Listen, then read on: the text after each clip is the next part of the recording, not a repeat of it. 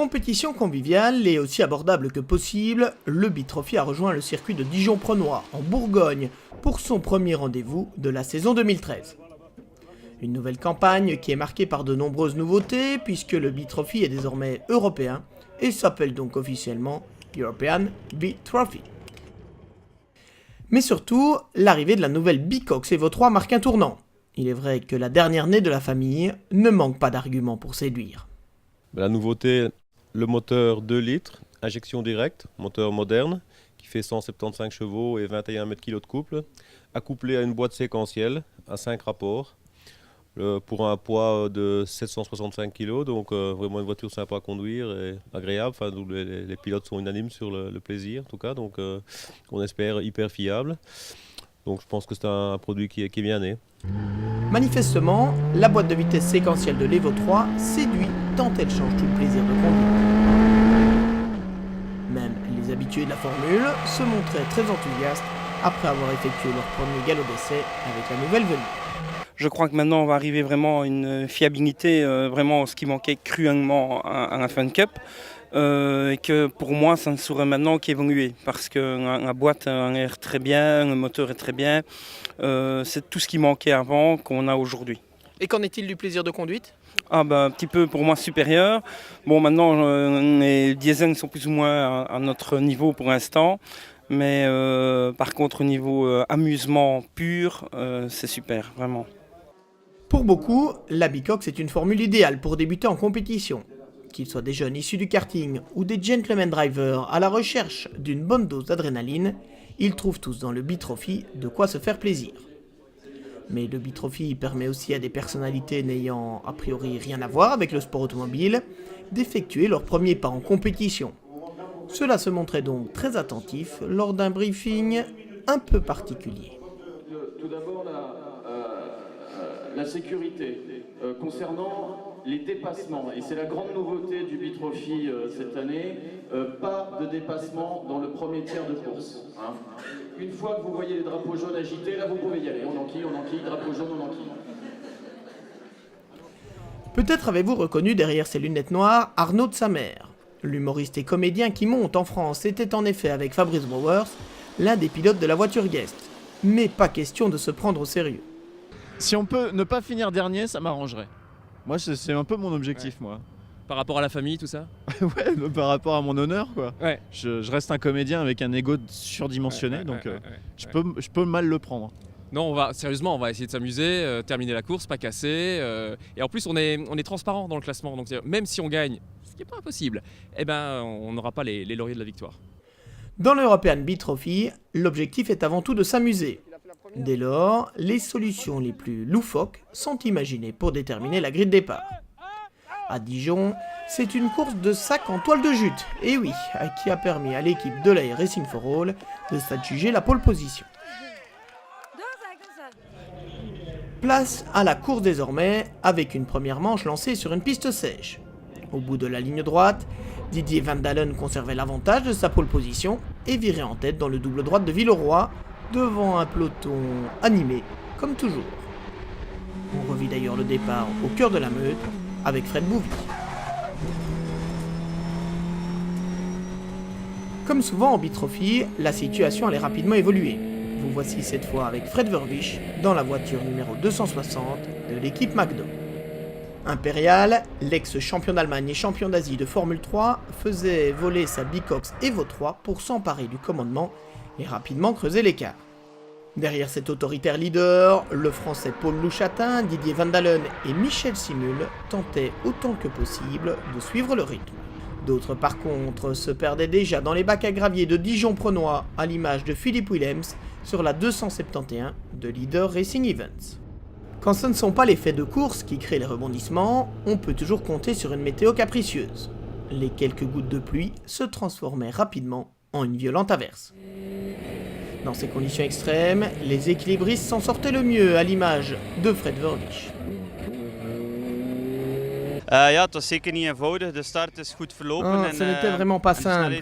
J'ai pris un bon départ et j'étais vraiment très rapide. Puis nous avons eu une très grosse averse.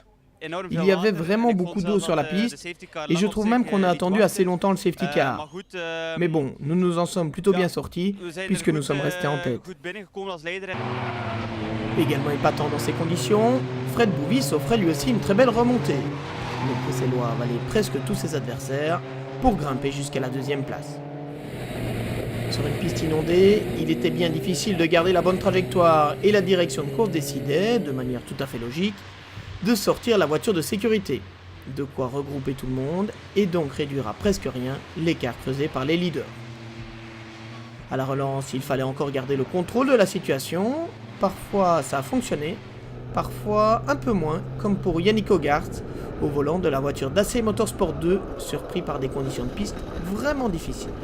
La voiture étant bloquée dans le bac à gravier, il fallait une fois de plus neutraliser la course, ce qui regroupait tout le monde, avant un dernier sprint final s'annonçant passionnant, avec notamment Benoît Wisnowski, Thierry Van Dalen et Armand Fumal. Tout simplement au-dessus du lot durant cette fin de course, Benoît Wisnowski s'envolait vers la victoire lors de cette première joute. Un succès partagé avec Didier Van Dalen et Arthur Tang, soit un trio de très jeunes pilotes qui remportaient là une première victoire de choix. On ne demandait pas plus, je crois qu'on l'attendait depuis longtemps tous les trois cette victoire. Hein. Surtout Ben et moi, Arthur, lui il a commencé il n'y a pas longtemps mais je crois qu'elle arrive déjà vite dans sa carrière, hein, c'est ça. Bonne nouvelle. À la deuxième place, le Colson Racing s'affirmait d'emblée comme l'un des candidats au titre. Sur la piste, seul le podium de cette première course était complété par Édouard Mondron, Thierry Van Dalen et Guillaume Mondron, engagés sur la voiture de développement de Chronos et donc transparents dans le classement. Les points de la troisième place revenaient donc à l'équipe Allure Team, avec Frédéric Bouvi, Nicolas Jussy et Cédric Bologne. Au cinquième rang, la formation de la Rétrodor, championne en titre, terminait à la première place du classement des Bicox Evo 2, c'est-à-dire les voitures équipées d'un moteur TDI. On notait encore la très belle course d'Alain Jadot et Baudouin de Ludekerque, très net vainqueur de la catégorie Twin, mais aussi 8e du classement général.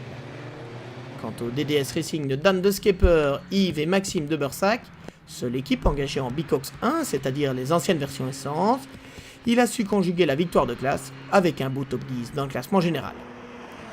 Le lendemain matin, tout le monde se replaçait sur la grille pour une deuxième confrontation d'un peu plus de 3 heures. La pluie était de nouveau au rendez-vous et les températures particulièrement fraîches.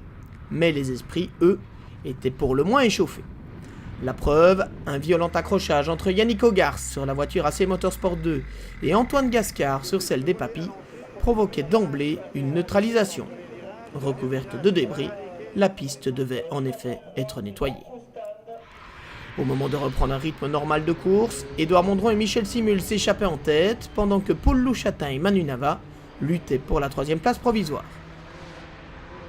Après les premiers pit stops, Philippe Crosset avait remplacé Michel Simul au volant de la numéro 19 du Colson Racing, et c'est lui qui pointait en tête. Pas pour très longtemps toutefois, confirmant une fois encore sa pointe de vitesse, Fred Vervisch reprenait les rênes de la course et il distançait peu à peu la voiture de Colson Racing. Derrière Vervisch et Crosset, qui se montraient les plus à l'aise dans ces conditions d'adhérence très précaires, la performance du début de course était à mettre à l'actif de l'équipe italienne Mich Racing, notamment grâce à un super Stefano Caprotti.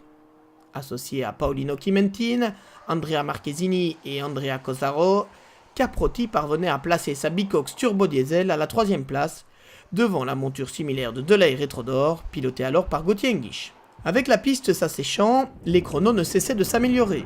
Ayant relayé François Bouillon et surtout Fred Vervisch sur la 260 de McDo, Philippe Thewisen tentait de résister un maximum au retour d'Armand Fumal, désormais au volant de la voiture du Colson Racing. Mais le trio Bouillon-Vervisch-Thewisen voyait toutes ses chances de succès s'enterrer dans le bac à gravier du S des Sablières.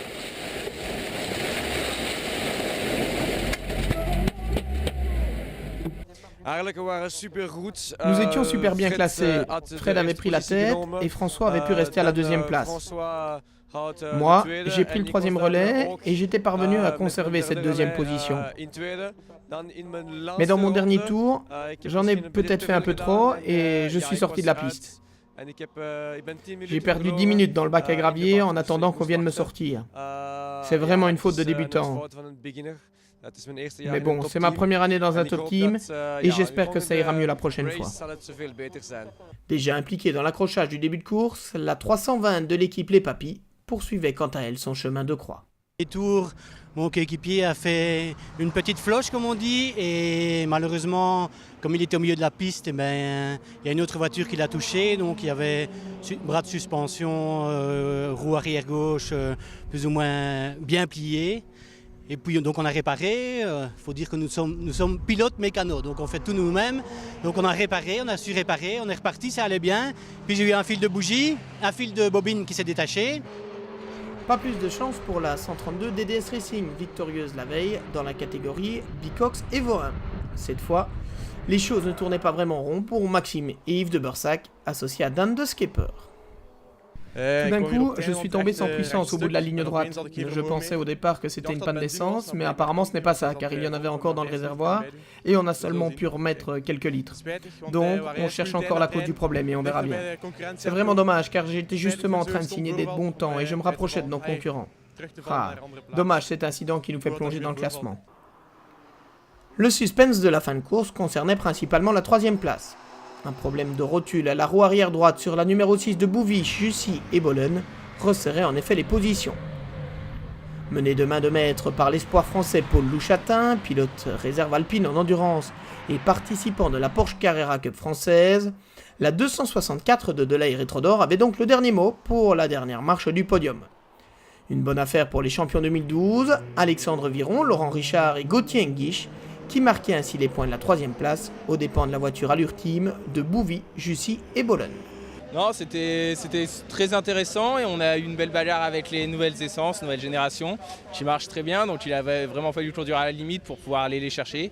Et je pense qu'être 3e au général et 1er en diesel avec des conditions difficiles comme ça, toute l'équipe a vraiment fait un très bon travail et c'est un bon résultat. Malgré un baroud d'honneur de toute beauté signé par un Benoît Wisnowski décidément en très grande forme, la voiture numéro 255 de Delahaye Racing for All ne pouvait rééditer sa victoire de la veille. Mais cette 2e place était néanmoins un résultat de premier choix.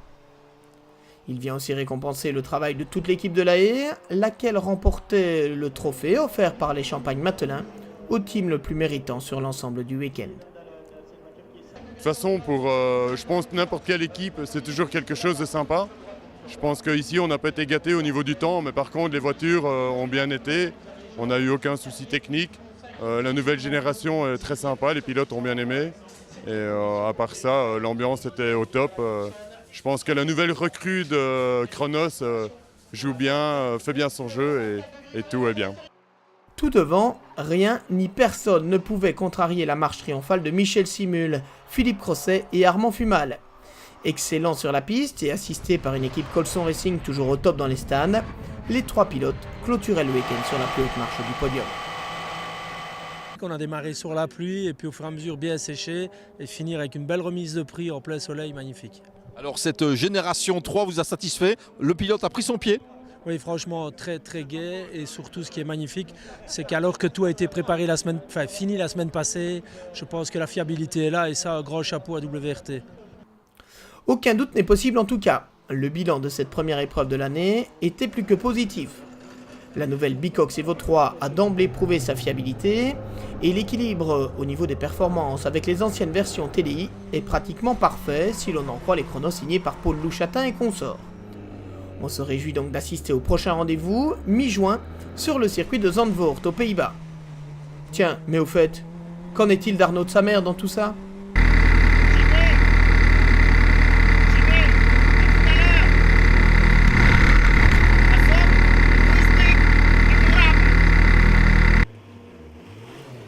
De la première course, Arnaud et ses équipiers Pierre-Yves Rozou, Fabrice Browers et Cédric Matelin grimpaient jusqu'à la 16e position lors de la seconde confrontation. Et si Arnaud s'est offert quelques figures libres, il s'est surtout terriblement amusé. D'ailleurs, nous laisserons le mot de la fin de ce trophée de Bourgogne à l'humoriste français qui était manifestement très heureux de ses débuts en sport automobile. Heureux, c'est pas assez fort comme mot, mais je déconne pas en plus. Hein. Je pleurais dans la voiture à la fin là. Je pense que il y a quelqu'un qui a écrit le scénario du week-end et c'est un bon scénariste parce c'était parfait. J'ai vécu un truc parfait. Je suis fou de joie en fait. Prochain rendez-vous pour le Bitrophy, mi-juin, dans les dunes de Zandvoort.